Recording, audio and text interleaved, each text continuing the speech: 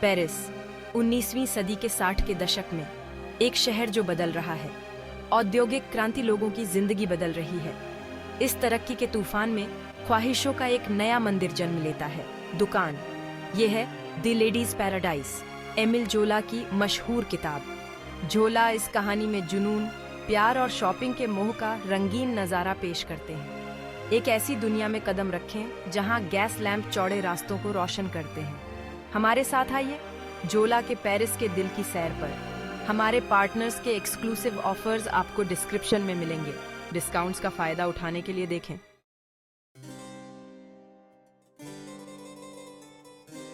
दुकान की औरतें कहानी बस एक कहानी से कहीं ज्यादा है। ये एक ऐसे समाज की उम्मीदों और डर को दिखाती है जो बदल रहा है। इस कहानी के केंद्र में हमें देनिस बॉडू मिलती है, जो गांव की एक जवान लड़की है। वो एक बेहतर जीवन की तलाश में पेरिस आती है। वो बड़े शहर की चुनौतियों का डटकर सामना करती है। ऑक्टाव मोरेट, जो बहुत महत्वाकांक्षी मालिक है, इस नए युग की भावना को दर्शाता है। उनकी उलझी हुई जिंदगी के जरिए जोला महत्वाकांक्षा और प्यार के बीच के जटिल रिश्ते को दिखाते हैं। तैयार हो जाइए एक ऐसी कहानी में खोने के लिए जो आज भी हमें प्रभावित करती है।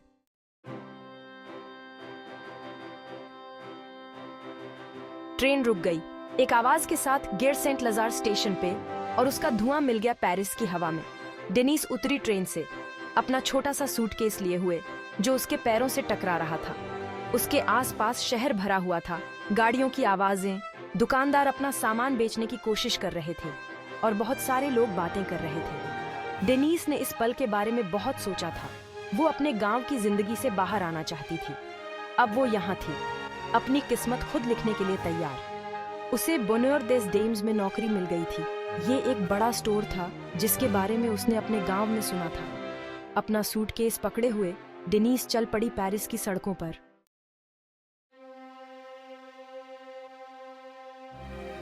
जैसे जैसे डेनिस अपने मंजिल के करीब पहुंच रही थी, सड़कें और चौड़ी होती जा रही थी, और फिर उसने उसे देखा। बोनहेयर देस डेम्स उसके सामने था, व्यापार और वैभव का एक स्मारक। इसकी विशाल खिड़कियां आलीशान कपड़ों और नए फैशन से सजी हुई राहगीरों को चुंबक की तरह आकर्षित करती थी। डेनिस ने ऐसा कुछ पहले कभी नहीं देखा था। यह उपभोग का मंदिर था, इच्छाओं को बेचने की कला को समर्पित एक गिरजाघर। क्या उसे व्यापार के इस जटिल नृत्य में अपना स्थान मिलेगा?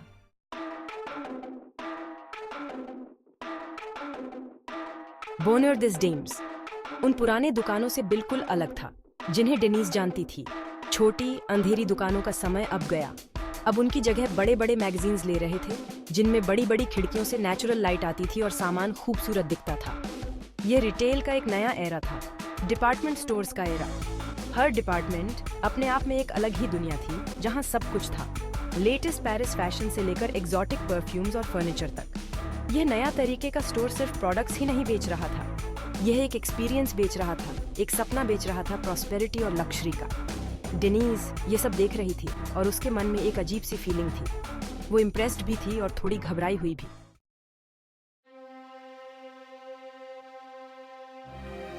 बोनहेयर देस डेम्स मेन हर चीज ऐसे बनाई गई थी ताकि लोगों में खरीदने की इच्छा जगाए। खूबसूरत कप दे गसलाइट में चमक रहे थे, बेहतरीन परफ्यूम हवा में महक रहे थे। उनकी खुशबू ऐसे जैसे जिंदगी की मुश्किल से दूर ले जा रहे हों। हर चीज को बहुत सोच समझ के रखा गया था ताकि लोगों को लुभाए और वो चीजें खरीदें। आम चीजों को भी अफजल बना दिया गया था। जोला सले की टाइम पर दुकान मैन कस्टमर्स के भीड़ का जिंदा तस्वीर पेश करते हैं। सस्ता सामान खरीदने का जोश। डेनिस के लिए यह बड़ा दुकान मौका और खतरा दोनों था।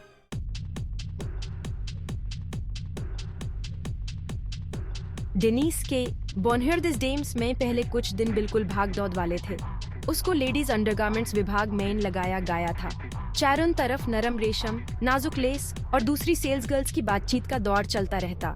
हर दिन सेलिंग टेक्निक्स में क्रैश कोर्स जैसा था। समझाने और तमीज के बीच एक तरह का नाच था। काम की स्पीड देखकर चक्कर आ जाते थे।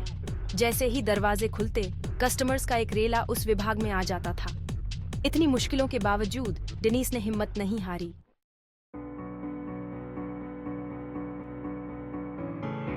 हर दिन, हर हफ्ता के साथ डेनिस स्टोर की रिदम को और बेहतर समझने लगी। उसकी सच्चे दिल से हेल्प करने की आदत ने यूस कुछ कस्टमर्स की फेवरेट बना दिया। लेकिन वो ये एहसास नहीं मिटा पी रही थी कि कोई उसे दिख रहा है, उसे जज कर रहा है स्टोर के प्रॉफिट के हिसाब से। ऑक्टेव मूरे, इस डिजायर के एम्पायर का राजा, हमेशा वहां महसूस होता था, भले ही वो फिजिकली प्रेजेंट ना हो। उसका पोर्ट्रेट स्टाफ रूम में लगा हुआ स्टोर के बेड स्टैंडर्ड्स की याद दिलाता था। जल्द ही उन दोनों की मुलाकात होने वाली थी, लेकिन कैसे, ये एक राज था।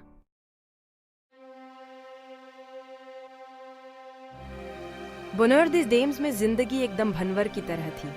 ग्राहकों का आना जाना कभी नहीं रुकता था। कपड़े और बिक्री का हिसाब किताब सब कुछ चलता रहता था। डेनीस दिन भर दुकान के काम में उलझी रहती थी। उसे सोचने का भी वक्त नहीं मिलता था। उसे क्या पता कि माहौल में क्या बदलाव आ रहे हैं, लेकिन फिर भी कुछ तो बदल गया था। एक अजीब सी हलचल थी जो रोज की दिनचर्या से अलग थी, और ये सब शुरू हुआ एक नजर से, बस एक पल के लिए, जब उसकी नजर ऑक्टेव मूरे से मिली। दुकान में भीड़ भाड़ के बीच ऑक्टेव की नजर, जो अक्सर बेरुखी और स्वार्थ से भरी होती थी, आज डेनीस पर टिक गई, जैसे उसे पहचान लिया हो। डेनीस घबरा गई और जल्दी से अपनी नजरें चुरा ली। उसका दिल शर्म और एक नए अनजाने डर से धड़कने लगा।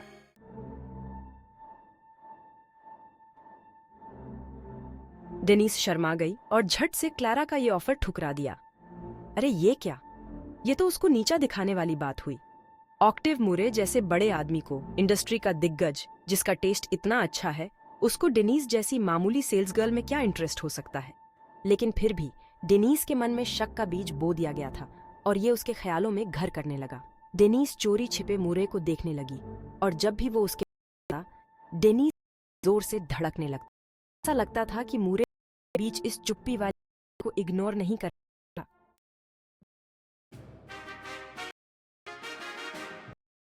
ऑक्टेव मूरे एकदम पावर हाउस, एम्बिशन और करिश्मा, जो लेडीज पैराडाइज मैन ऐसे घुसता था जैसे गर्मी की आंधी आती है।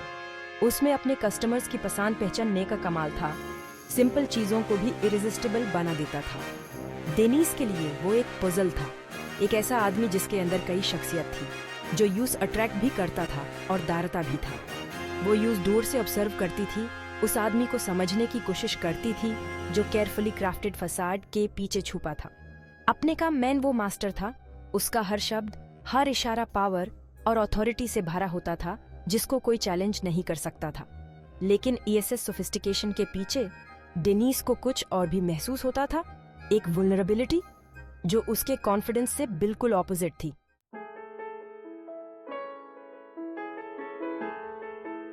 हर हफ्ते के साथ मूरे का डेनीस में इंटरेस्ट और बढ़ता ही जा रहा था।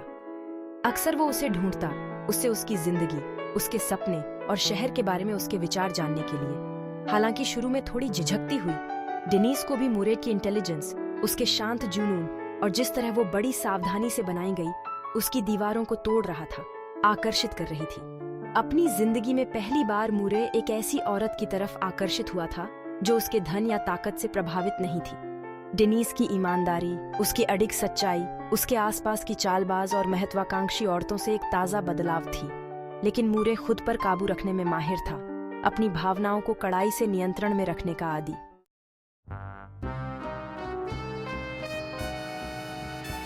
हर बार जब मूरे नजदीक होता था, हवा में एक अनकही सी घबराहट छा जाती थी। डेनीस को उसकी नजरों का एहसास होने लगा था और काम पर ध्यान देना मुश्किल होता जा रहा था। उनकी मुलाकातें भले ही छोटी और अचानक होती थीं, लेकिन उनमें एक अलग ही बात थी। भरी दुकान में एक नजर, कपड़े देखते वक्त हाथों का यूं ही टकरा जाना, उसके काम के लिए धीमी आवाज में तारीफ, हर बात डेनीस को अंदर तक छू जाती थी, जिससे उसकी सांसें तेज हो जाती और वो खुद को भ्रमित महसूस करती। उनकी दोनों की दुनिया के बीच का फासला बहुत ज्यादा था, जो उनके रिश्ते के लिए एक बहुत बड़ी रुकावट थी। जैसे जैसे दिन हफ्तों में बदलते गए, डेनीस खुद को दौराहे पर पाने लगी। एक तरफ मूरे के लिए उसके बरते हुए जज्बात थे, और दूसरी तरफ ये एहसास था कि उनका प्यार, अगर उसे प्यार कहें तो, एक बहुत बुरी तबाही लाएगा।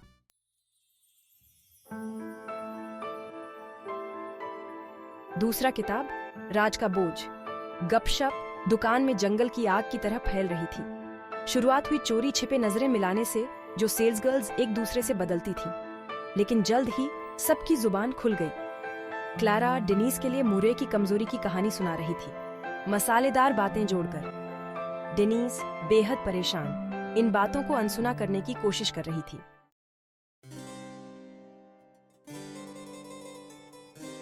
दुकान जहां खुशी मिलती है, अपने चमकदार दुकान के साथ और हमेशा खरीदारी करने के वादे के साथ, ये दिखाता है कि पेरिस बदल रहा है।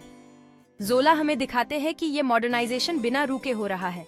नई सड़कें पुरानी जगहों को काट रही है, गैस की बत्तियां रात को रोशन कर रही है और मॉडर्न जमाने का एक्साइटमेंट लोगों को अपनी तरफ खींच रहा है।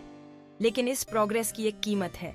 जोला दिखाते हैं दुकान जहां खुशी मिलती है कि चमक और छोटे दुकानदारों की परेशानी में फर्क।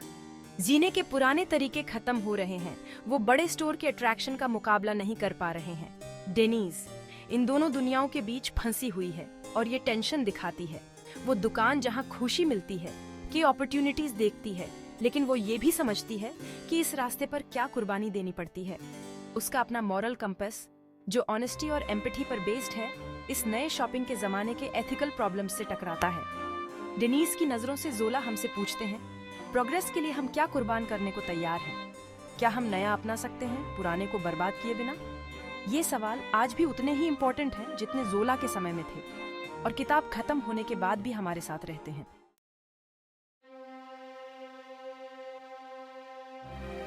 जोला बड़ी ही कुशलता से पेरिस के समाज का जो डार्क साइड है उसका चित्रण करते हैं, उस असंतोष का जो प्रोग्रेस के नीचे छिपा हुआ है। जहां एक तरफ बोनर देस डेम्स फल फूल रहा है, वहीं दूसरी तरफ आसपास की गलियों में लोग जीने के लिए संघर्ष कर रहे हैं। जोला बेझिझक गरीबी, निराशा और शोषण को दिखाते हैं जो इस नए इकोनॉमिक ऑर्डर का एक अभिन्न अंग है।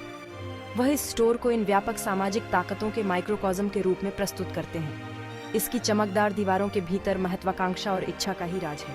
होड़ बेरहम है कर्मचारियों के बीच जो मूर्त का ध्यान आकर्षित करने के लिए संघर्ष कर रहे हैं, और खरीदारों के बीच भी जो खरीदारी के जुनून में फंसे हुए हैं। डेनीज अपने मजबूत नैतिक मूल्यों के साथ इस छिपे हुए शोषण से काफी परेशान है। वह उस कीमत को देख रही हैं जो मजदूर और उपभोक्ता इच्छा के जाल में फंसकर लाभ की अंधाधुंध खोज के लिए चुका रहे हैं। डेनीज के अवलोकनों के माध्यम से जोला हमें याद दिलाते हैं कि प्रगति की कीमत अक्सर चुकानी पड़ती है।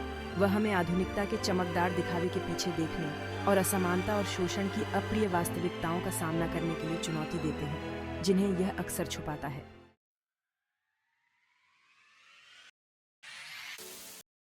द लेडीज पैराडाइज एक ऐसा निशान छोड़ा है जो 19वीं सदी की बस्टलिंग स्ट्रीट्स जाता है।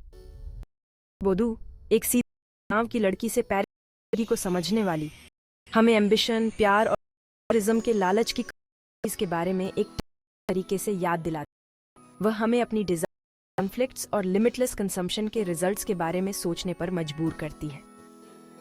डेनीज की कहानी हमें याद दिलाती है कि असली खुशी चीजों को इकट्ठा करने में नहीं है, बल्कि हमारे वैल्यूज और दूसरों के प्रति एम्पैथी में है। यह मैसेज आज भी उतना ही रेलेवेंट है जितना जोला के समय में था। द लेडीज पैराडाइज के साथ इस जर्नी पर हमारे साथ आने के लिए धन्यवाद, और ज्यादा लिटरेरी एनालिसिस के लिए वीडियो को लाइक और चैनल को सब्सक्राइब करना न भूलें। अगर आपको यह वीडियो पसंद आया तो आप डिस्क्रिप्शन में और भी रिसोर्सेज और स्पेशल ऑफर्स पा सकते हैं।